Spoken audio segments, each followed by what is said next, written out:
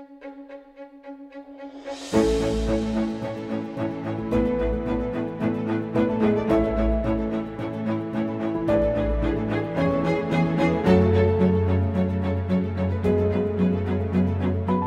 suis un passionné de la dalle de verre. Alors la dalle de verre, qu'est-ce que c'est? Parce que la dalle de verre, il y a peu de gens qui la connaissent. Elle est apparue en 1929 avec un chef de fabrication verrier qui s'appelait Jules Albertini, qui venait d'Italie, et un maître verrier mosaïste qui s'appelait Jean Godin, qui avait les moyens à l'époque.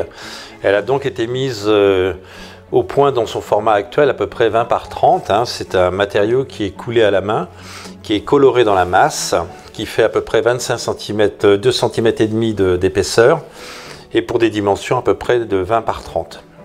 Et son épaisseur, justement, c'est ce qui permet de l'éclater et de la tailler, de la sculpter, et de lui donner des reflets. Malheureusement, c'est un matériau qui a eu son heure de gloire dans les années 60-70 à peu près, sa deuxième vie, et qui a commencé à péricliter à partir des années 80, et qui pratiquement a disparu dans les années 2000. Je l'avais découvert très tôt en Bretagne notamment, à Crozon et dans l'église de Guy Pavat, avec les vitraux de Marie-Jo Guével.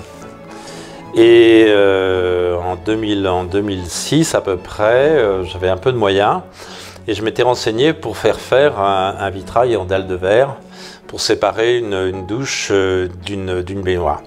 Et les prix étaient tels que j'ai renoncé à partir sur ce projet-là et j'ai commencé à rechercher des dalles de verre, à contacter des ateliers de vitrail pour savoir s'ils en avaient, s'ils pouvaient m'en procurer, et petit à petit à la fois constituer un réseau et à la fois me former pour commencer à travailler cette belle matière.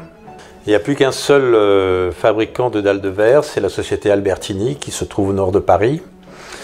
Les verreries de Saint-Gobain avec la verrerie de Saint-Just-Saint-Rambert qui est du côté de Saint-Étienne a pratiquement abandonné la fabrication.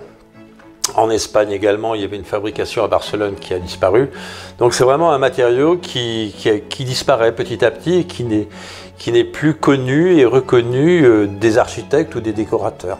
J'ai commencé assez fort en fait, puisque ma deuxième pièce a été un panneau de 1,80 m par 1,10 m.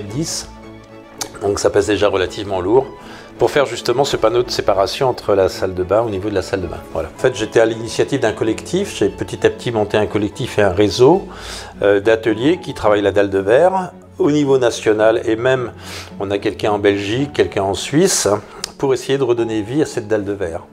Donc actuellement, on regroupe à peu près 24 ateliers professionnels, et puis 5-6 membres d'amateurs éclairés qui aiment travailler cette belle matière. De toute façon, je crois que les gens qui travaillent la dalle de verre, c'est des gens qui la travaillent par passion. Même les ateliers qui travaillent la dalle de verre, les ateliers professionnels, ça représente pas plus de 5 à 10% de leur chiffre d'affaires. C'est très peu. Il y a très peu de demandes. Et c'est bien le problème, justement. C'est qu'il faut arriver à la faire connaître pour étendre et activer la demande.